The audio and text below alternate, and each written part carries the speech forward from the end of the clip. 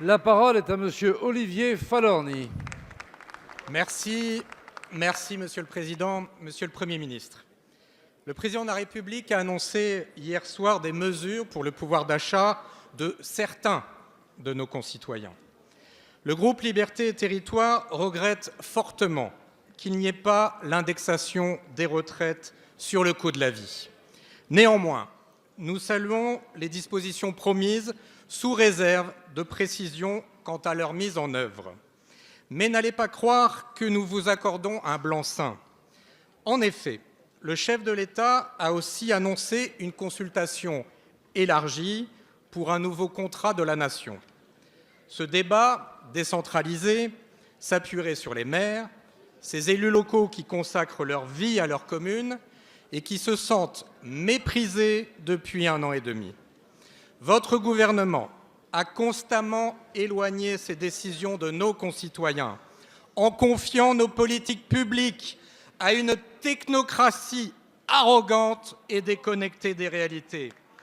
Pour que la France croie à nouveau en son avenir, il nous faut retrouver la République que nous aimons. Une République qui croit en ses territoires, qui croit en ses élus locaux, qui croit en ses citoyens. Une République qui fera plus de place à la décentralisation en donnant une plus grande autonomie aux collectivités territoriales. Faire confiance aux forces vives de la nation, c'est l'ADN de notre groupe Liberté et Territoires. Alors, Monsieur le ministre, Monsieur le Premier ministre, allez-vous réellement passer d'une verticalité brutale à une horizontalité véritable? Monsieur le Premier ministre, allez-vous réellement passer d'une pratique jupitérienne à une méthode tout simplement terrienne? Je vous remercie.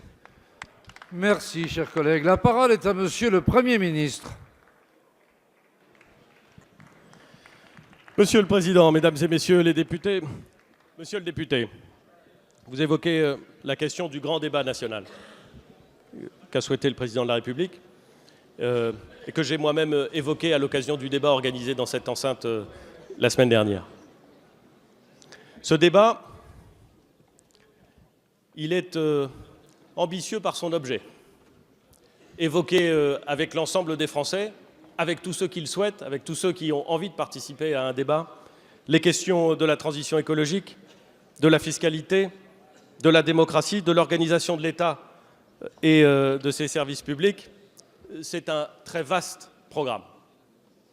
Le faire en s'inspirant de ce que tous ceux qui ont été élus locaux, singulièrement les maires, connaissent, c'est-à-dire la possibilité, à intervalles réguliers, de nourrir un débat avec ceux qui veulent participer à ce débat, et qui se passe souvent très bien au niveau communal, que ce soit dans de petites communes ou même dans des grandes communes.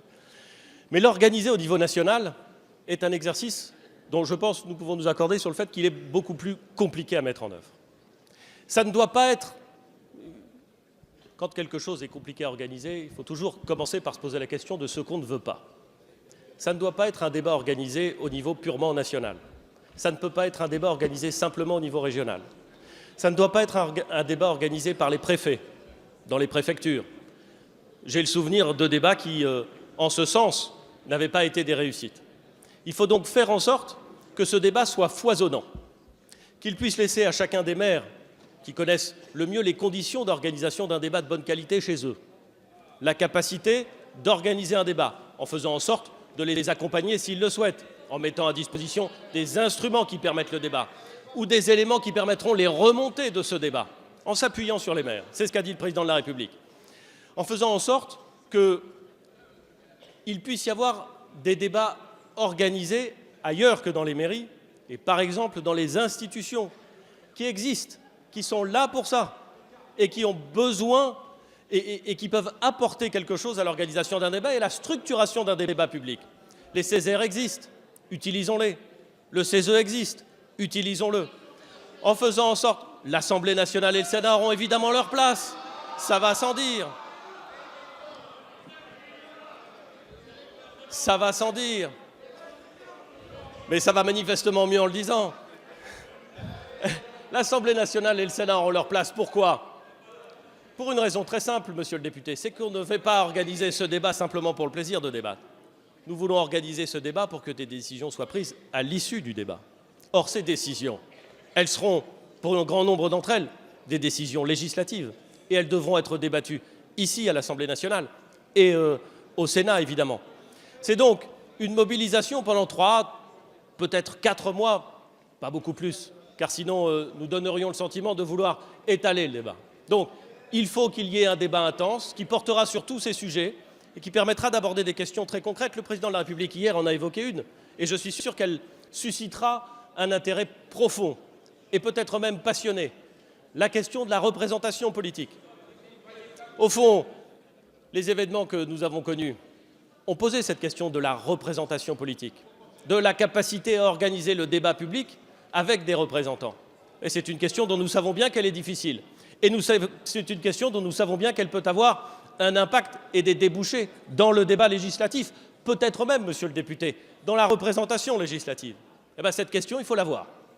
Et ce débat, il faut l'avoir avec les Français. Et je vais vous dire, monsieur le député, j'attends avec impatience ce débat. Je pense que nous aurons tous beaucoup à écouter et ensuite beaucoup à faire. Merci, Monsieur le Premier ministre.